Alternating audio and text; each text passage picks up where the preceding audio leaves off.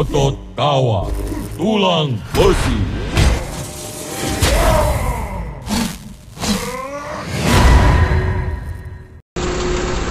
Dadah.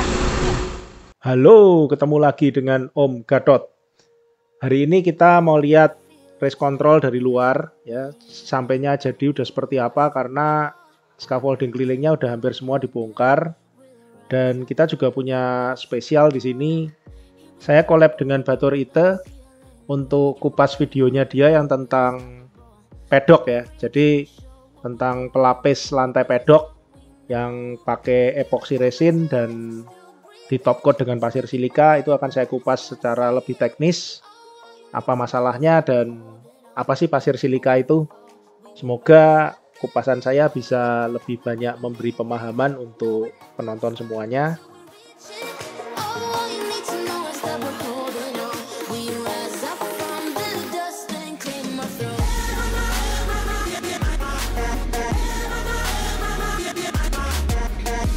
Solomon! Yes!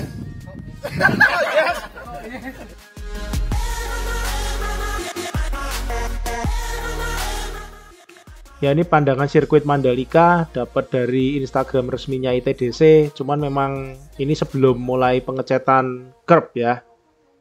Ini juga penyusunan tribun penonton, tapi mungkin juga rada expired beberapa hari. Ya nggak apa-apa lah, mereka channel resmi kok, pasti benar. Nah, ini penampakan race control gabung sampai tribun dan juga pit building ya. Dan juga pedoknya. Oke. Ya, ini penampakan race control per tadi sore pada saat cuaca cukup mendung.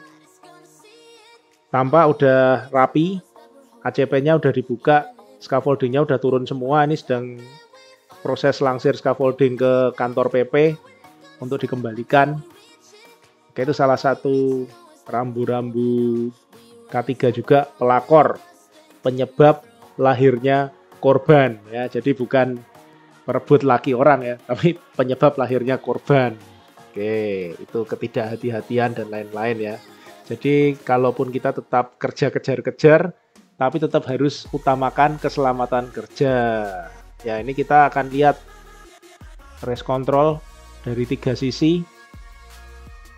Yang sisi ini, sisi dekat PLN ini scaffoldingnya belum dilepas karena ACP-nya belum benar-benar selesai.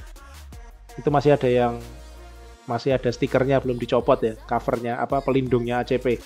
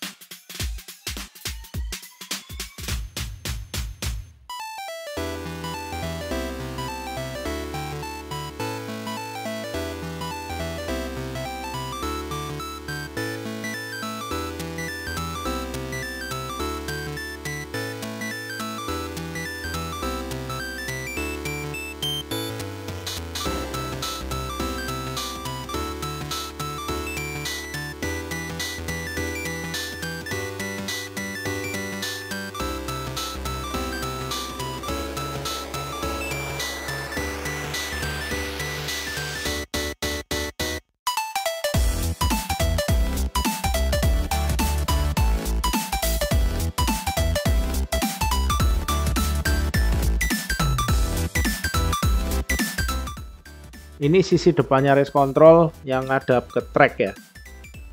Yang nanti ada gambar motor sama tulisan Pertamina segala macam itu ya. Kalau di 3D-nya, nggak tahu nantinya kayak apa tulisan aslinya. Ini tadi habis hujan. Wah, masih basah-basah dikit. Ya, ini langitnya masih mendung banget. Ini setelah ini sore hujan lebat lagi ya. Kalau hujan lebat kayak gini biasanya yang terpikir adalah banjir nggak di track ya. Tapi kalau saya secara pribadi lebih khawatir dengan pedok ya. Karena lantai pedok itu finishingnya pakai epoxy. Nah, epoxy itu musuh terbesarnya adalah air. Jadi kalau betonnya nggak benar-benar kering itu nanti epoksinya bisa ngelotok atau berkabut. Biasanya kita keringkan dulu pakai dibakar atau dipanasi pakai lampu ya. Cuman ini karena lokasinya besar banget, siapa tahu ahli-ahli epoksi yang di pedok itu punya cara lain untuk mensiasati hal ini. Untuk itu mungkin kita perlu ngomong ke Baturito ya. Siapa tahu dia bisa deketin ahli di sana untuk ngobrol lagi lebih detail tentang gimana sih mengatasi air seperti ini gitu loh. Karena kalau hujan terus airnya sampai masuk ke pedok, itu nanti ngeringin betonnya itu gimana caranya itu, karena itu nggak gampang ya. Ya, setelah ini kita masuk ke video pedok ya. Ini video dari Baturito, kita collab. Saya akan kupas lebih ke teknisnya ya. Jadi kalau yang belum lihat videonya Baturito, tolong dilihat dulu karena di situ ada penjelasannya dari tenaga yang ngerjakan lantainya. Kalau saya sih mau kupas dari sisi lain ya. Ya ini yang dilakukan adalah ngeratain dulu ya. Jadi habis di coating lapis pertama itu kayak di slab gitu. Itu biar lebih rata untuk nanti coating lagi. Itu paling enggak itu 3 lapis. Lapis satunya itu 3 kali sehingga nanti benar-benar flat. Habis itu baru masuk ke lapis 2 dan lapis terakhir ya. Kalau kita lihat di videonya Baturito itu teknisinya sendiri bilang bahwa ada 5 lapis, di mana lapis terakhirnya itu nanti dikasih pasir silika. Apa itu pasir silika? Mungkin ada yang belum tahu. Nanti setelah video ini saya akan jelaskan tentang pasir silika ya, kegunaannya apa, dapatnya gimana, bedanya sama pasir yang biasa kita temui itu apa ya. Jadi biar tambah ngerti, jadi biar ndak gaptek-gaptek gitu ya, nggak ngerti apa-apa. Sayang ya, mumpung ini ada sirkuit yang luar biasa, banyak sekali ilmu di sini, kita paling nggak harus dapat dong ilmunya, biar nggak parah-parah banget. Ya ini setelah ini kita lihat video asli dari Baturito wawancara dengan teknisi lantai pedok. Kita mau masuk untuk lain tapi ada orang mesti kerja kan. Ya. Tapi kita masuk mereka nggak bisa kerja lagi Pak. Udah bisa diinjak. Jarak berapa jam baru bisa diinjak? Dia paling cepat 6 jam, paling lambat 8 jam Pak, maksimal 8 jam. Wih, Makan? wih kayak hal atau keramik. Iya. Ini baru lapisan ketiga. Enggak. Ini baru pertama Pak. Pertama. Waduh, salah lagi. Udah pertamanya Ini udah namanya bikin. primer, iya. Lapisan pertama primer. Jadi beton dipapas dulu, di grinding dulu. Terus? Di primer namanya, dikasih material. Kalau material kita 008 namanya. Tapi kalau secara umum epoksi namanya primer. Nah, itu Primer, lah. fungsi primer Pak. Ya. Jadi dia nutup, ini kan ada pori-porinya Pak. Ya. Nah, jadi dia nutup pori-pori yang ini. Dia nutup ini, jadinya kayak gini kan. Ya. Biar airnya nggak rembes ke bawah. Gitu. Nah, kemarin kan penonton pada nanya, ini nanti airnya kalau hujan dari ini kan udah udah ke sini dia. Udah air lepasinya udah turun Dia dah. sudah slope kan. Ya, dia- udah kayak gini dah. Jadi ini pasti agak tinggi Pak. di Udah sini. tinggi dah. Dia- Ini kelihatannya udah miring dah. Elevasinya Udah udah turun ke sana. Itu kan ada saluran airnya, itu gorong-gorong Auraton punya itu. Itu Jerman punya. Auraton punya. Dari sini udah keluar semuanya. Produk luar. Ini hebat loh bisa masuk Indonesia. Ini yang Pentens. Yang oke, kembali ke lagi. Ini kan lapisan pertama. Oke. Lapisan keduanya apa? Lapisan kedua namanya body coat. Polygon. Body coat. Ya. Jadi material ini ada campur namanya tal. Mungkin Bapak tahu lah tal. Iya. Jadi dia kasih levelnya agak naik dikit untuk cari thickness Pak. Itu nanti kalau udah body coat udah kelihatan ini lagi Pak. Ya. Saya bilang. Ini lapisan. Kalau udah kedua, ketiga. Jadi fungsinya sebenarnya untuk nutup waktu kita primer nutup kayak pori-pori yang nggak ketutup sama primer gitu. Ya betul nih, kayak apa namanya? Kan, Pak? Kayak keramik. Keras nih Bu, keras. Don, ini udah sakit. Terus lapisan ketiganya Lapisan ketiganya kita tabur pasir. pasir. Kita tabur pasir Pak. Biar jelas nanti yang dengar apa itu pasir apa namanya? Iya namanya pasir silika. Pasir Pasir silika Pak. Ya, pasir silika ya. sering juga disebut sebagai pasir kuarsa. Oke, pasir silika ini biasanya digunakan untuk filter juga. Kalau misalnya kita punya filter air di rumah, itu kalau ada filter yang pakai pasir, itu pasirnya pasti pasir silika. Juga untuk filter-filter air di kolam renang, di air-air minum umum itu juga pasirnya pasti pasir silika. Terus juga untuk bahan baku utama pabrik kaca. Ya, karena kandungan silikanya tuh besar sekali. Kalau saya nggak salah ingat itu harus di atas 90%.